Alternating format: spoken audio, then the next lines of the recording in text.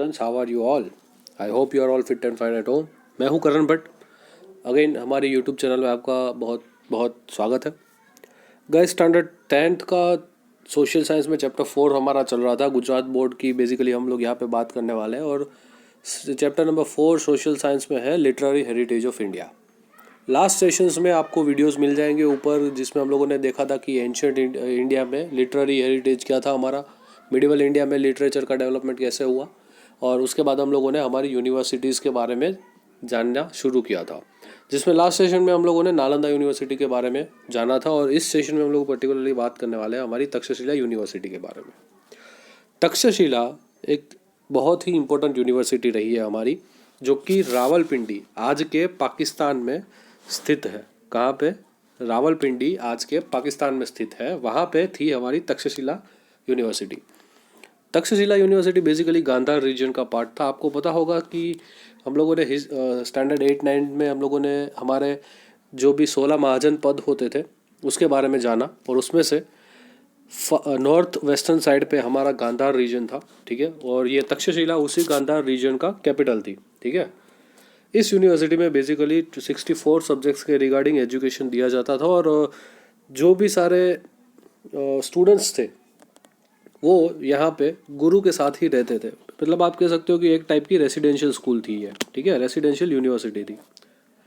जीवक जो कि शिष्य था लॉर्ड बुद्धा का, उन्होंने आयुर्वेद के जो सिद्धांत होते थे, आयुर्वेद के जो भी पाठ होते थे, वो इस तक्षशिला यूनिवर्सिटी में रह के पढ़े थे। क्वेश्चन आ सकता है गाइस कि जीवक कौन था, तो आपको आंसर देना पड़ेगा कि लॉर्ड बुद्धा का डिसिपल। जीवक ने कौन सी यूनिवर्सिटी, आपको ऐसा भी पूछ सकते हैं कि जीवक कौन सी यूनिवर्सिटी के साथ संलग्न है, यानी कि रिलेटेड है, तो आपका आंसर आएगा तक्षशिला यूनिवर्सिटी। तक्षशिला किस रीजन की कैपिटल थी, तो आपका आंसर होगा गांधार रीजन की। प्रेजेंट डे पे तक्षशिला कहाँ पे आई हुई है, तो रावलपिंडी में आई हुई है, ये आपका आंसर होना चाहिए। अगर बात की जाए कि तक्षशिला नाम कैसे पड़ा, तो ऐसा माना जाता है कि महाराज भरत जो कि श्री राम भगवान के भाई थे, उनका एक पुत्र था जिनका नाम था तक्ष, और इन्हीं तक्ष के नाम पे से तक्षशिला यूनिवर्सिटी का नाम रखा गया, ऐसा माना जाता है।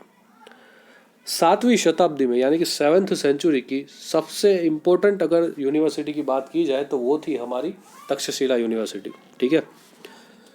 बहुत सारे ऐसे सब्जेक्ट्स थे, 64 हम लोगों ने डिस्कस किए, जिसमें स्टूडेंट्स अपने हिसाब से कोई भी सब्जेक्ट्स जो उसके इंटरेस्ट का हो उसकी स्टडी यहाँ पे कर सकते हैं, ठीक है। हर एक टीचर को यहाँ पे जितने भी गुरुज थे, हर टीचर को 20 स्टूडेंट्स को पढ़ाने की अनुमति थी, ठीक है। जैसा आज होता है, आप लोगों ने बहुत सारे स्कूल के एडवर्टाइजमेंट में देखा होगा कि पर क्लास 30 स्टूडेंट, पर क्लास 20 स्टूडेंट। ये वही वाली कहानी है, हम लोग एंशियंट टाइम को ही फॉलो कर रहे हैं, ठीक है। Student from distant cities like Varanasi, Rajagriha, Mithila, Ujjain overcrowded the university. अगर आप इन सब को देखोगे तो ये सब के सब किसी ना किसी महाजन पद के कैपिटल है, ठीक है। जैसे कि उज्जैन जो हो गया, वो हमारे अवंती महाजन पद था, उसका कैपिटल था, ठीक है।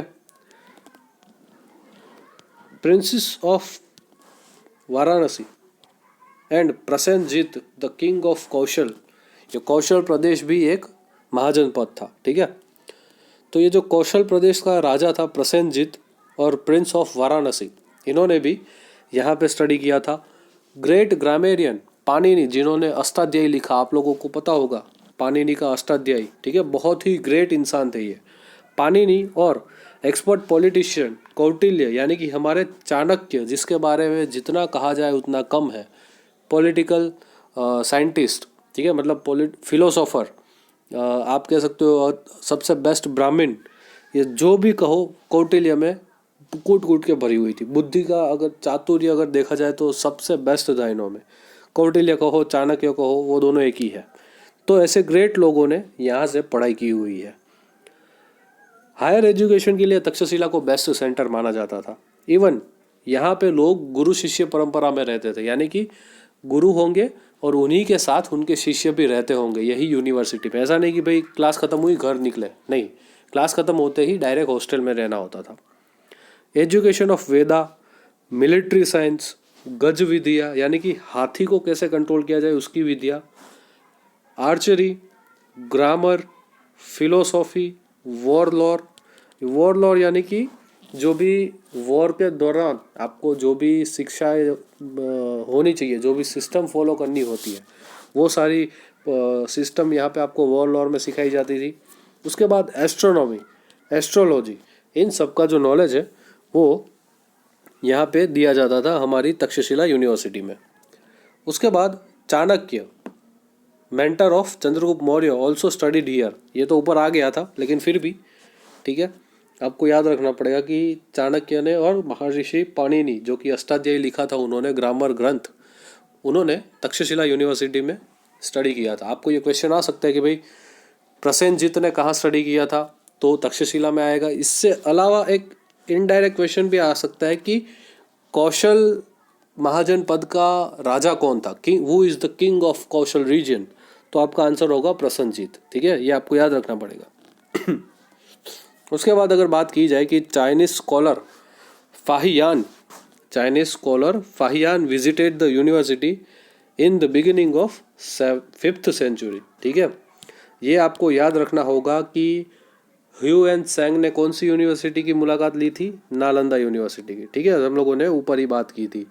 जबकि हमारे फाहियान जो भी एक चाइनीज स्कॉलर है, उन्होंने तक्षशिला यूनिवर्सिटी की मुलाकात ली थी और उसके बारे में लिखा था, विजिट किया था और बहुत अच्छी अच्छी बातें तक्षशिला यूनिवर्सिटी के बारे में लिखा था।